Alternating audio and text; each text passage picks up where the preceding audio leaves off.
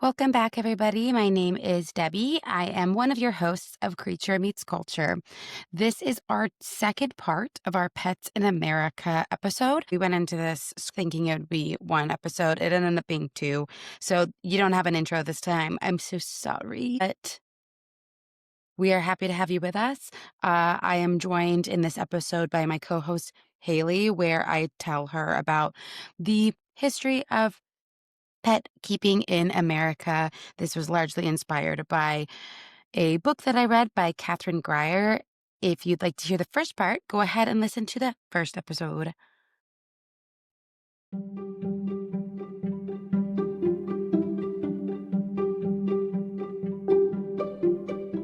Okay, so we're going to move on to small animals and birds and wild creatures, which we talked about a little bit before. So American households, in addition to just cats and dogs, they were filled with all sorts of animals whose importance kind of shifted over time. So small rodent pets reinforce this weird and important idea that all pets are made when people choose them and choose to control their lives. Mice, we work at a place where there, sometimes are mice and everybody is so freaked out and scared. But mice are also a popular childhood pet. So it's just so weird to me that it's it's the exact same animal. I wonder if that is why mice don't bother me. Like, whenever there's a mouse in the school and all the teachers are freaking out, I'm like, oh my gosh, you guys, come on. But some people have not had close-up experience with mice, and so they just see these little things skittering about and they're like, that's freaky and unexpected. But I've had a pet mouse and I've had many pet hamsters, so I don't know if that maybe is the difference, or if I'm just an animal person and some people are not. Well, I I think it's both. Yeah. don't know. I think both things can be true. Okay, we're coming back to squirrels here because Squirrels, we're back on squirrels.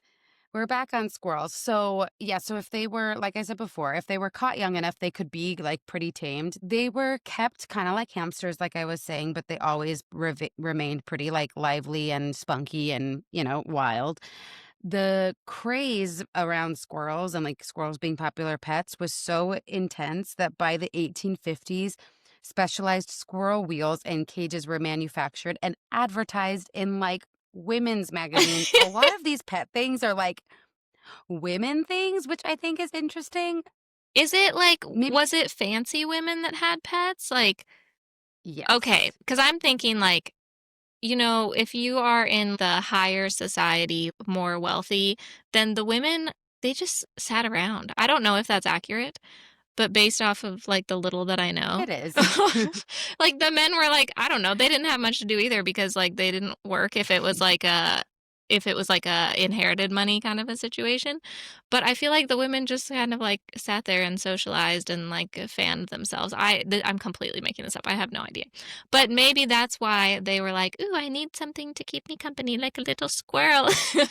Like a little squirrel. Yeah, it was women of society. Thank Okay. you for pointing that out. I don't want to go as far to say that all women in society were just sitting around, but you're right, that it was the things that women of society spent their time on were really different than women who were of working class.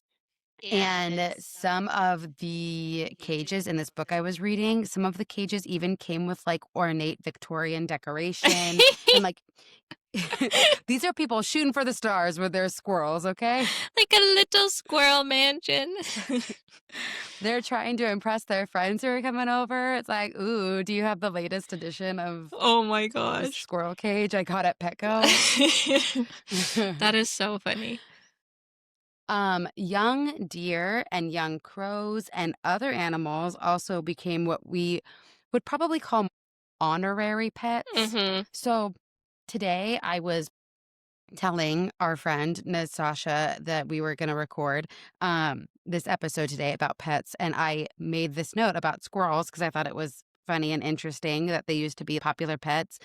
And she was like, "Oh, yeah, I have a pet squirrel because I feed it and it comes to my backyard and his name's Nutty."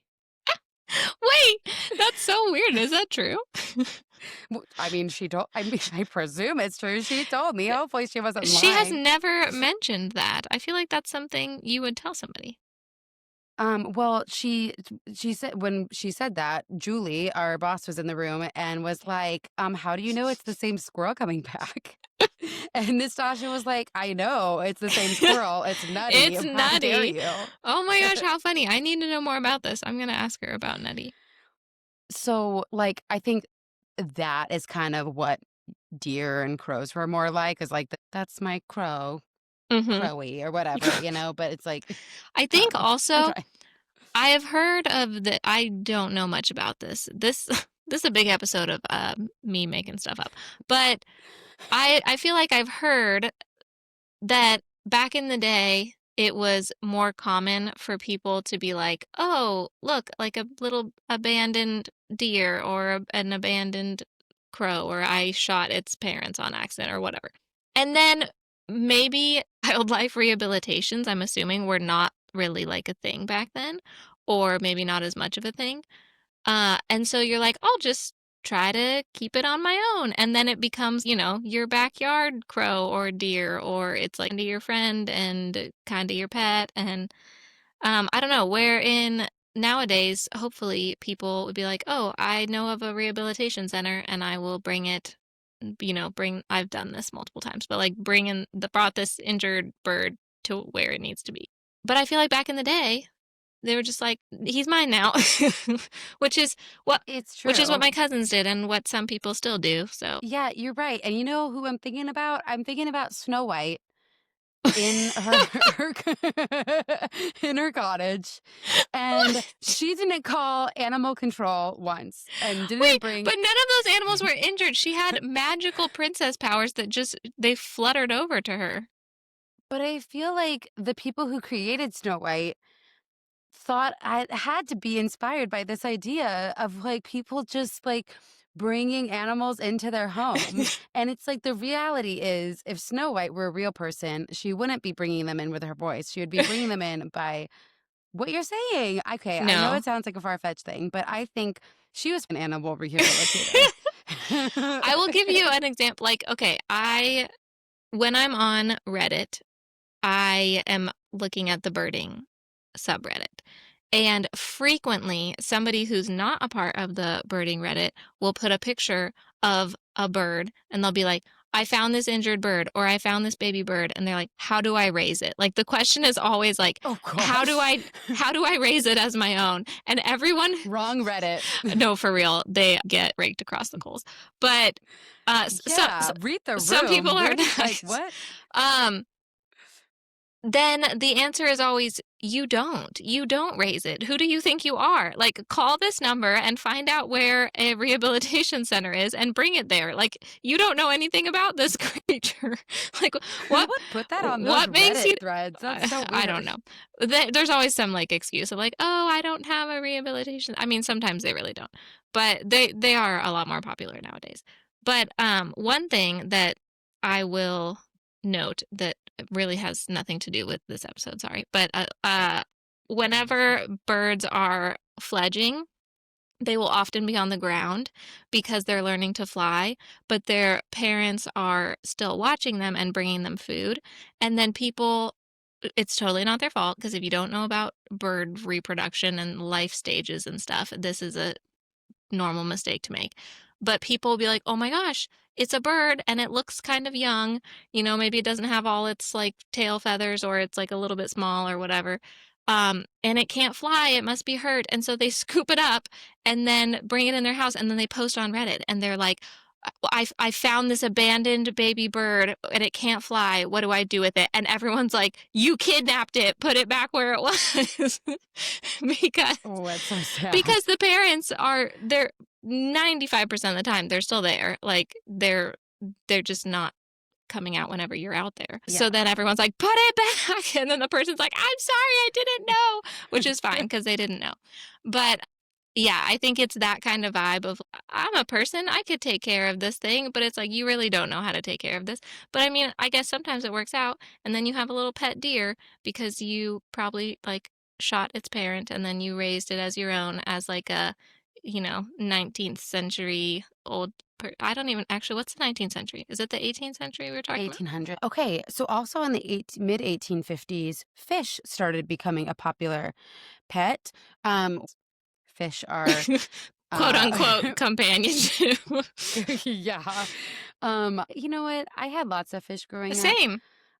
I never got into it. I mean, as like a person, it Well, doesn't. it's because there's not a lot of reciprocal affection. It's a lot of Yes. you staring, at them, and they're fun to watch, but like they don't give you any like they don't give you much back, I guess you could say. That's a great way to put it. But, anyways, yes, fish also became pets during this time. Let's talk for a second about what daily life actually looked like for different pet owners in the 1800s and also early 1900s. Okay, so whether it was like goldfish or cats or dogs or whatever, the closeness impacts the definition of pets more than almost anything else. The more that we pet our animals, call back.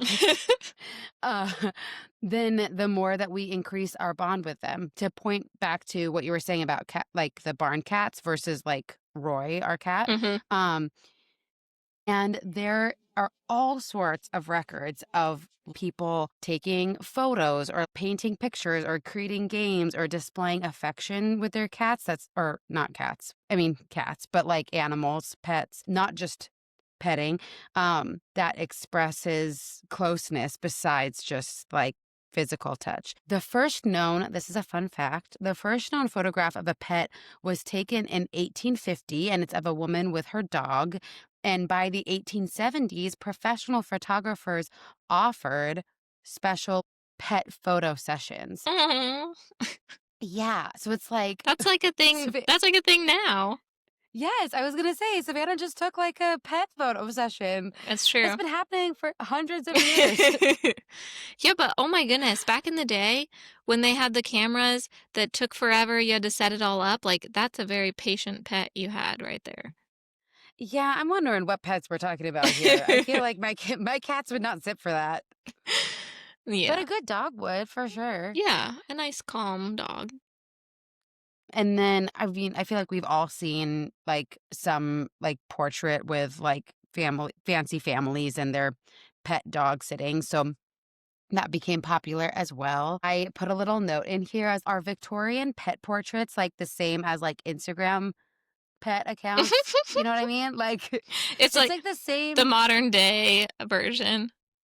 When Yeah. when Savannah went to get that pet portrait done, did she tell you about the pricing of the other sizes and stuff? Yes. Okay, so I'll just tell the listener really quick. She won this like little contest or something so that she could get like a free pet portrait. So she brought their dog that is like her husband's original dog, like it's his special guy. So she's like, okay, I'm gonna take a picture of Wells for Dakota for Christmas, which is very sweet.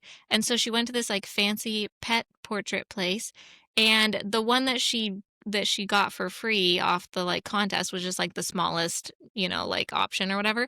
But apparently they had these gigantic ones in these like ornate frames that you hang over your like mantelpiece in your like mansion or whatever.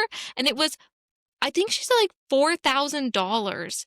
And Yeah, something like and that. I was like, "Are you sure?" And she's like, "Yes, that is how much people pay." And I was like, "Is this like a some kind of weird scheme? Like, is this like a notable place?" She's like, "Yes, they are. They have tons of reviews." She's like, "They're busy all the time. Like, they always are booked up and stuff." I was like, people pay thousands of dollars. You know what? I think she might have even said that it was more because I remember saying you could buy a car for I that think much. it It might might have be. been 8,000 because I remember being like you could buy like I think an it was 8,000. yeah, That sounds right. because I was like you could buy like an old car for that much. Um but yeah, like That's if insane. you I mean if you live in a gigantic mansion where you have room for a humongous portrait of your pet over your fireplace, then maybe that's not that much money. But to me, that sounds like a lot of money. So, I don't know. Yeah, it's still a thing. It's still happening. It's a lot. Yeah, it's a lot of money. Yeah, people have been feeling it for a long time. And Yeah, so, like, I feel like closeness begets closeness. So it's like people are playing games, they're taking pictures, they're in the house, they're, yes, sleeping at the foot of their bed, it's just like slowly, well, not even really that slowly, it's just like this natural evolution happened where it's like, okay, pets are becoming more and more a part of our actual family. Um, and purchasing toys for your pets dates back to the 1870s. Oh my goodness, that's Yeah. surprising. The earliest mass produced dog toys included rubber balls, bells, and pull toys. In 1885, James Spratt was advertising dog cakes and toys. Did They you also, there's like, sorry, I was gonna yeah, interrupt with a question. yeah. Did you happen to come across when, like, specific pet food was invented? Like dog food Yes. and stuff? 'Cause I remember having a conversation with my mom about this, and it might just be because my grandparents were quite poor, when they were younger, but she said something about my grandma having dogs and just, like, giving them, like, the scraps from the table, and I was like, "Well, didn't they have dog food?" And she was like, "No, they just, like they either caught mice or they just got leftover bones or whatever," and I was like, Was dog food not invented?" But they probably just couldn't afford it.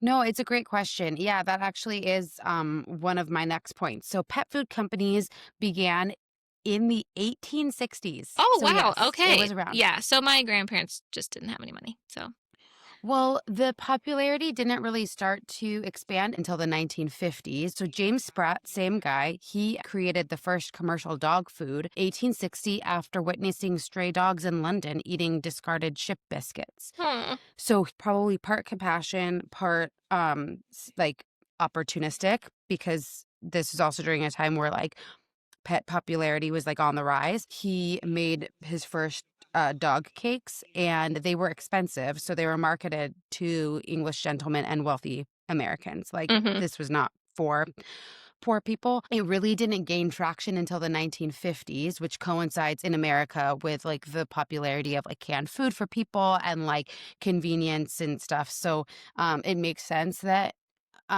your grandparents didn't use pet food, but it did exist. Mm.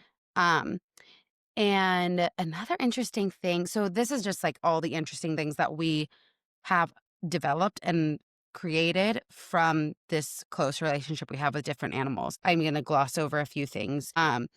The first litter box came about around the 1940s. Before this, people usually used fireplace ash Oh. as litter if they kept the cat inside the house.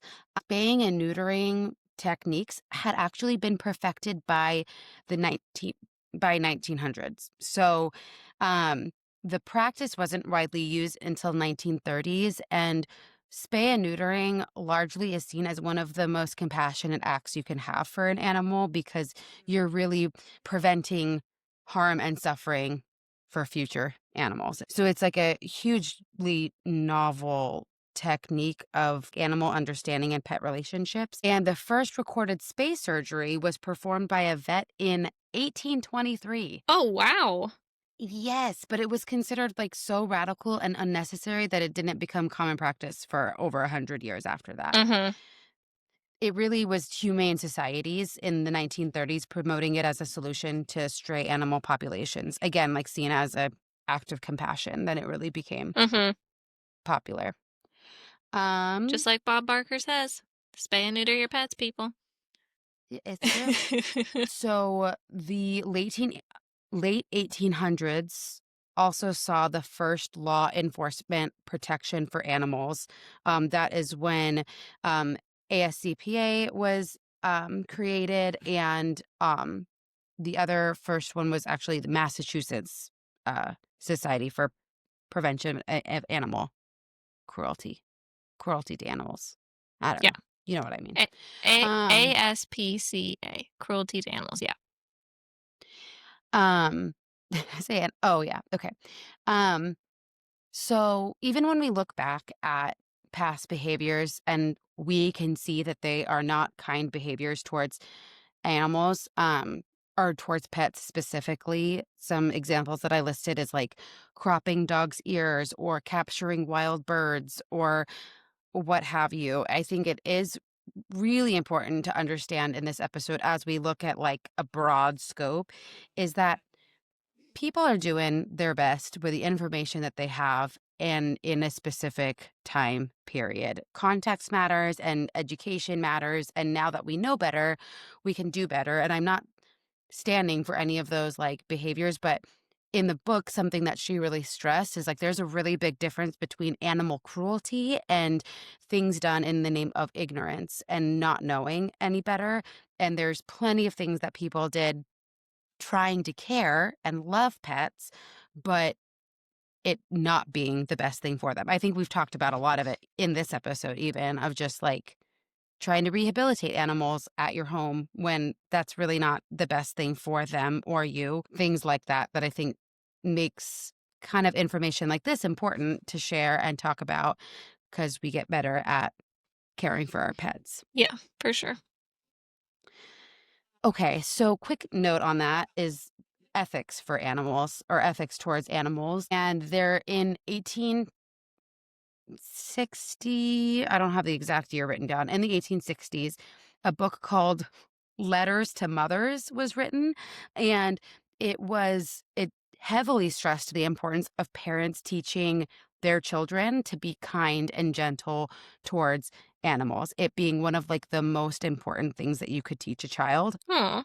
And yeah, it was actually really it was really precious. The author, her name's Lydia Sigourney, and she kind of approached it more from a like a child development perspective of children who hurt animals typically do so because they need professional attention. It's something that like is greater going on, and you need to teach people like teach children to be kind and gentle towards animals, and that's like our responsibility as adults is to teach children how to approach creatures or other things or whatever, and then it should be approached with kindness and sensitivity. Yeah. Um Yeah, I thought it was kind of cool because what has been viewed as ethically acceptable has shifted dramatically over time, but the idea of being kind and gentle and patient towards animals is something that has been around for centuries. It should be. As it should be. The interesting thing that I found was that Protestant churches in the 1870s began including something called Humane Sunday sermons that was specifically about kindness to animals. And congregations would recite the animal's prayer, asking humans to be merciful. Oh my goodness. What was going on that they felt they needed to do that? I don't know. That's fair. You're not being kind to animals in your congregation, They're people. like begging the congregation, please, please. That's actually For all it is good.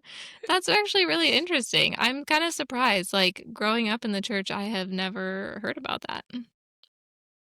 Yeah, well, actually, it does kinda make me think, though, of I mean, there's plenty of examples of being, like, in, like, religious contexts of being kind and gentle to animals. I mostly think of Saint Francis. Oh, for sure. Yeah. St. Francis is like, if you are an animal lover, he's your guy. He's like, It's true. yeah. Like, if people say, like, oh, yeah, like my favorite saint is St. Francis, I'm like, yeah. Love those Yeah. animals. I know what you're about. We could be friends. We have a statue of Yeah. St. Francis in our backyard. Oh, you do, actually, yeah, It's that's true. true. Um, yes, so, of course, where there's, like, a stress of importance of being kind to animals, um, there were also people who were intentionally cruel, and also I thought an interesting point in this is or in the book that she made was that some people were, like, intentionally cruel to animals, but there were also, there was also cruelty that emerged from societal systems, one of the most notable ones being urban horses in New York City or densely populated areas, and that is when the first animal rights groups emerged, so a little bit more I into had a feeling that it was about horses whenever you were mentioning like the ASPCA and stuff like that. I was like, I bet that started with horses because horses have always been around, not always, but like helping humans and, like, being ridden and pulling things and, like, having a very specific job, and I feel like that is a situation where they can very easily be taken advantage of. Yeah, it was actually their very first, the way it was phrased in the book was like it was the first plight of the ASPCA was working horses in New York City. Yeah. So, you're right. You're spot on that. And that was a huge deal for obviously for animals in society because it was the first time that people were held accountable for their actions um to animals. There's really nothing being done before that. It was just kind of people holding each other accountable. There were animal lovers everywhere. So it's not that people weren't being held accountable for their actions towards animals. It's just that that relied on the other townspeople. Yeah, it wasn't like There wasn't an like a organized system for it. yeah, exactly. And also during this time, the importance of kindness towards animals was like widely popular through children's books and poems and stories. And this is kind of how the cultural values that we still kind of practice today were initially transmitted, I guess, for the or like communicated, not just through laws, but also like through culture and stories and people telling each other, don't be a jerk. Classic. you know, um, the recognition of the animal as an individual, separate from, though reliant on their owner, really came into being the second half of the 1800s with like the pictures of their pets getting painted and like all of those types of things. And in families and community circles, pets really did become friends, not just workers. The edges of pethood, quote, edges is in quotes, edges of pethood being where we reach our limits in understanding the animal and human relationship. So if we like get to a point of like, I don't really quite know how to approach this. That's considered an edge. So, an interesting example of this is horses. Few people could really afford them personally, and everybody relied on them because they are such essential workers in society, especially like as pets were being defined in America. Horses played a huge role in society. They were obviously transportation. Um, they didn't just transport people, they also transported supplies. And they couldn't live necessarily like in the city. They often live in the outskirts. So it presents this interesting case of like we have such an intimate relationship to horses as a society, but like for a lot of history, they weren't really labeled as pets, even though we had a very defined relationship with them. Does that make sense? Yeah. We're nearing the end here. I want to note that by the early 1900s, pets were everywhere. And as we've noted already, it came with pets became an entire industry. Any type of accessory that you can think of existing today existed by the 1900s or some version of it. So feeders, cages, bowls, toys, mats, hamster wheels, collars, leashes, sweaters, booties. Those were all around. Isn't that crazy? That is crazy. 1895, in the Sears Roebuck catalog, there was a fancy dog sweater being sold for 125 each, which is worth about $45 today. Oh my gosh. Oh, 125, like a dollar 25. Okay. I Sorry, was sorry, like, sorry. A "Wait, why dollar is and it 20. going down?" Uh, I And why is that so? Yeah. I just wouldn't have expected that. I would just imagine that to be, like, more of a modern day thing of, like, putting sweaters on your dogs and stuff, I and know. it's so funny to think about it back then. Well, because so many, I mean, my grandparents too also just fed their dog scraps. I Yeah. mean, like, that's just how that worked. I would never have thought. It's probably a huge difference of the pet life in, wealthier families versus the pet life uh, in more, like, working class or more impoverished families, and I mean, that's of course gonna be the case today as well, but, like, when they first invented dog sweaters, I'm sure they weren't marketing it towards our grandparents, they were marketing it No. towards the fancy of society. Well, and I think that is a difference in today's society because I know plenty of people that are struggling to pay their bills and buying $45 dog sweaters. It's true. So, I mean, yeah. I- Even whenever we are in like a tough month financially, we still get all her medicine and all yeah, her food, everything that she needs. Like I would rather eat ramen and still have her like taken care of cuz like there's the yeah, preciousness of like I just love this creature so much, but there's also like the innocence of like they they yeah. don't understand, like if we're in a hard time, I can't explain to them, "Oh, sorry, you don't get food tonight," It's like Yes. but I could explain that to a person. We're Yeah. not in those kind of dire straits or anything like that, thankfully. I mean, some people are, we are not, thankfully. But, there's like it's like when the dog dies in the movie, it's, like, more sad than when the person dies because Oh, it's the yes. death of the innocence because usually the person has something to do with something, and it's like, "Oh, they were involved," but it's like the animal is always like you're like, It's "No!" never involved. Yeah. It's like, "They didn't do anything wrong." Yeah, it's so, so, so true. And yeah, I couldn't agree with you more. I think as we kind of wrap this episode up, it's like where does the idea of pets like really leave us? And I think that it's this contradiction. We bring ultimately wild animal at some point into our lives and attach our own definition and meaning and relationship into something very, very, very real that spans centuries and a bajillion-dollar industry. But it is something that we do create. But yeah, there's that idea of like we have created this, Yeah. we as a society or as just people have have decided to bring animals into our lives and to breed them in a way where they've become domesticated and be that they rely on us. And so now we have this great responsibility of like, what are we going to do about all the animals that we have brought into our homes, but then maybe decided, you know, I can't do this anymore, or I'm too old to take care of a pet. Like there is all this like weight to it because they really are the innocents in the situation Yeah.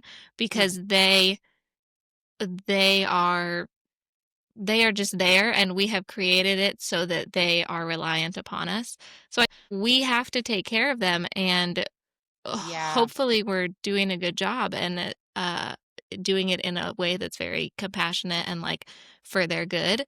Not everybody is doing that, which is like so painful because a dog is just a dog and they could have been a wolf if we didn't decide to do Yeah. all this interesting breeding and create like this kind of animal that lives with us and needs us and stuff. It's just a really interesting thing to think about. Well, I think so.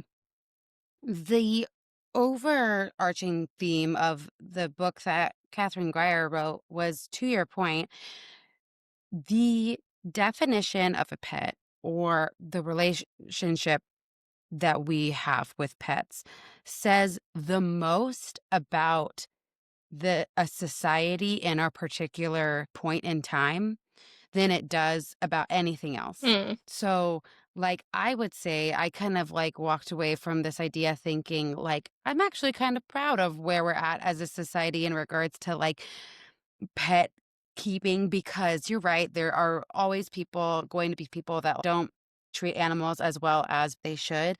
But by and large, the amount of money spent on our pets as an indicator alone, we as a society really value our relationship with our pets. And I think your point is a huge part of it is like we brought them in.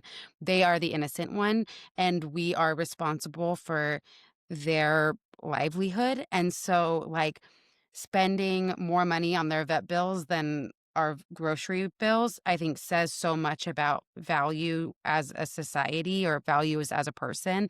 And yeah, I don't know. I think it's an interesting mirror or a chance to reflect on how we treat or see something that has no control in the situation. Mhm. What it make Oh, And sorry, go yeah, ahead. go ahead. No, no, no, go, go. You're good. What it makes me think is people really want things to care for, and I'm speaking of the people that I know. I'm sure in different cultures and different countries it might be different. Um, but, like, that's why you get a pet. Like, you Yeah. want to take care of something. You want some kind of companionship, and you want that responsibility. Like, if you or you wanna teach your kids that responsibility, or something. Like, we understand that we are now responsible for this creature, and we know that there's gonna be some reciprocity in that of, like, they are going to bring us joy and be fun and cuddly and loving, and we are gonna, like, hopefully do the same. So I think it is really interesting to think about, like, what does this say about society or people who want love pets? It's like we really want to take care of animals and have a closeness with them, and the easiest, most, like, sensible way to do that is to do that with the animals that are domesticated. And it's like, yeah, I want a relationship with the dog. Mhm. I want to take care of a bunny. I want to have a cat in my home that I love and that it loves me too. Like, it kind of shows you what people want. Yeah, and it's great. I think it's a great thing. It's like, yeah, yeah. I think you said it very well. It's very special. Yeah. Pets are special. Like, Pets are they're amazing. I really love them special. so much.